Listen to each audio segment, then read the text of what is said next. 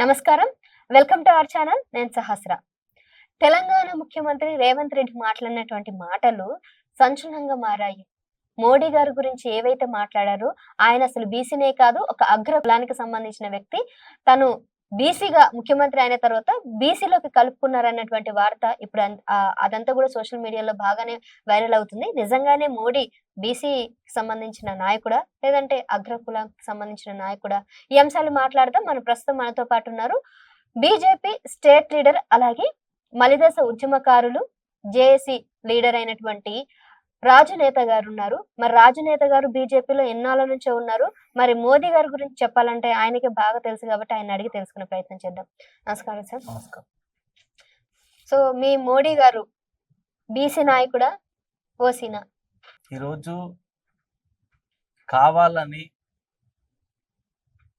ఒక బీసీ సామాజిక వర్గానికి చెందినటువంటి వ్యక్తి 3 సార్లు గుజరాత్ ముఖ్యమంత్రిగా, మరో 3 సార్లు దేశానికి ప్రధానమంత్రిగా దేశానికి సేవలు అందిస్తూ ఆ పదవులకే వన్నె తెచ్చినటువంటి వ్యక్తి ఈరోజు మన నరేంద్ర మోడీ గారు.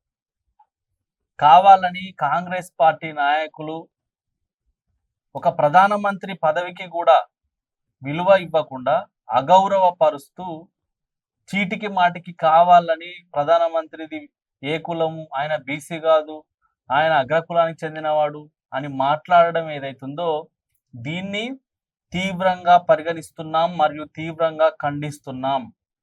రాష్ట్రంలో ఉన్నటువంటి అన్ని బీసీ సంఘాల నాయకులు కూడా దీన్ని ఖండించాలి, మాట్లాడాలి, గలమెత్తాలి. ఎందుకు అనంటే గత 75 సంవత్సరాల భారతదేశ చరిత్రలో బీసీలు ఇప్పటికే సామాజికంగా, ఆర్థికంగా, విద్యాపరంగా, ఉద్యోగాల పరంగా, ఉపాధి పరంగా, చివరికి రాజకీయాల్లో కూడా అనగదొక్కబడుతున్నారు, వెనక్కి నెట్టివేయబడుతున్నారు.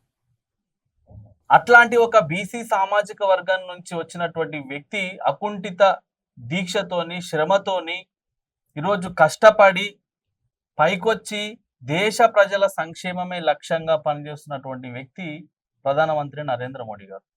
ఇంకొకటి, ఈరోజు స్వార్థపూరిత ప్రయోజనాల కోసం చాలా మంది రాజకీయాల్లోకి వస్తుంటారు. నేర చరిత్ర కలిగినటువంటి వ్యక్తులు రాజకీయాల్లోకి వస్తుంటారు. వ్యాపార లావాదేవీలలో ప్రయోజనాల కోసం రాజకీయాల్లోకి వస్తుంటారు. కానీ ఈరోజు బీసీ ప్రధానమంత్రిగా ఉన్నటువంటి వ్యక్తి, ఆయనకు సొంత కుటుంబం లేదు, ఒక ఇల్లు లేదు, ఒక వాకిలి లేదు. దేశ ప్రజలే ఆయన కుటుంబంగా భావించి సొంత ఇల్లు లేకుండా ఈరోజు 24 గంటలు కష్టపడుతున్నటువంటి వ్యక్తి ప్రధానమంత్రి నరేంద్ర మోడీ గారు. ఒక భారతదేశంలోనే కాదు, ప్రపంచవ్యాప్తంగా అన్ని దేశాలు మోడీ గారి యొక్క పరిపాలనను చూసి, ఆయన యొక్క అడ్మినిస్ట్రేషన్ ని పొగుడుతూ, ప్రధానమంత్రి అంటే ఈ రకంగా ఉండాలి అని చెప్పేసి ఇతర దేశాలు ప్రధానమంత్రి గారిని పొగుడుతున్నాయి. కానీ విచిత్రము, ఆశ్చర్యం ఏంటంటే మన దేశంలో ఉన్నటువంటి కొంతమంది కుసంస్కారులు, అంటే సంస్కారం లేనటువంటి వ్యక్తులు, రాజకీయాల పట్ల అవగాహన లేనటువంటి వ్యక్తులు కావాలనే వ్యక్తిగతమైనటువంటి విషయాల మీద మాట్లాడి పలు రకాలుగా టార్గెట్ చేసి కించపరిచే రకంగా మారుస్తున్నారు. నీకెందుకయ్యా? నువ్వు ఎవరివయ్యా అడగనికే? నీకేం సంబంధము? మోడీ గారిది ఏ కులము, నువ్వు బీసీవా కాదా అని? అంటే నువ్వు ఒక ఉన్నత కులాలకు సంబంధించినటువంటి వ్యక్తివి కాబట్టి నువ్వు ఏది మాట్లాడితే అది చెల్లుతుంది అనుకుంటున్నావా? ఇదే నాని సంస్కారం? అసలు మోడీ గారు బీసీనా కాదా అని మాట్లాడాల్సినటువంటి అవసరం నీకేముంది? కానీ ఇప్పుడు మీది చెప్పండి, బీసీనా ఓసీనా పక్కన పెడితే ఇప్పుడు బీసీ అయితేంది, ఓసీ అవుతుంది, ఈ ప్రస్తావన ఎందుకు తీసుకొచ్చారంటారు? కావాలనే డైవర్షన్ పాలిటిక్స్. ఇది డైవర్షన్ పాలిటిక్స్. తెలంగాణ రాష్ట్రంలో సంవత్సరం దాటిపోయింది కాంగ్రెస్ పార్టీ అధికారంలోకి వచ్చి. వాళ్ళు ఇచ్చినటువంటి 6 గ్యారంటీలు అమలు చేయకపోగా మరో 420 హామీలు వాళ్ళు అమలు చేయాల్సి ఉంది. వాటిని అమలు చేసేటువంటి అవగాహన లేదు, ఎట్లా చేయాలనో తెలియదు.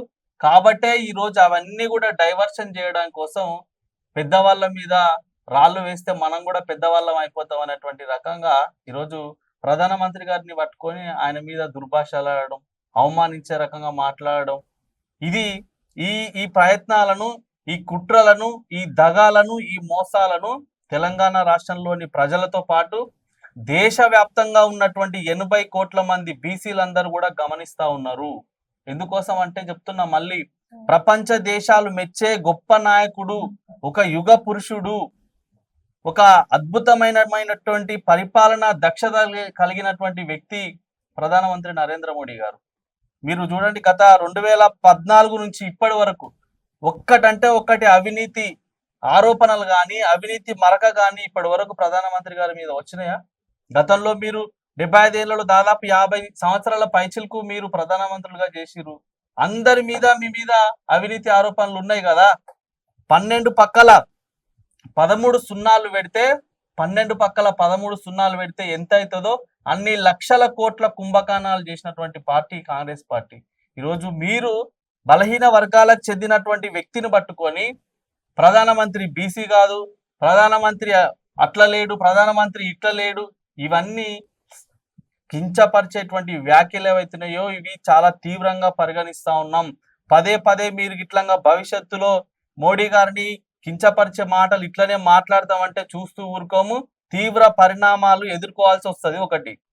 రెండోది, మీ మీ పార్టీలో ఉన్న వాళ్ళు, తర్వాత టిఆర్ఎస్ పార్టీలో ఉన్న కొంతమంది ప్రబుద్ధులు రాష్ట్రపతి మహిళని కూడా చూడకుండా ఈరోజు ద్రౌపది ముర్ము గారిని, రాష్ట్రపతి గారిని పట్టుకొని కించపరిచే రకంగా, అవమానపరిచే రకంగా ఏం మాట్లాడారండి?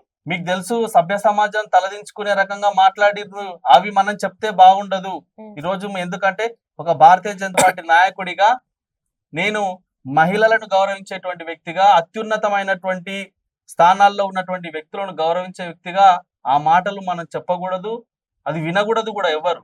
కానీ కొంతమంది ప్రబుద్ధులకు రాజకీయ పరిజ్ఞానం ఉండదు, సంస్కారం ఉండదు, బుద్ధి ఉండదు, గౌరవం ఉండదు, ఇతరులకు విలువ ఇవ్వాలి, ఇతరులను గౌరవించాలనేటువంటి సంస్కారం లేనటువంటి వ్యక్తులు ఈరోజు రాష్ట్రపతిని పట్టుకొని ఏది పడితే అది మాట్లాడతారు, ప్రధానమంత్రి నరేంద్ర మోడీ గారిని పట్టుకొని ఏది పడితే అది మాట్లాడతారు. ఇది ఎంతవరకు సమంజసం?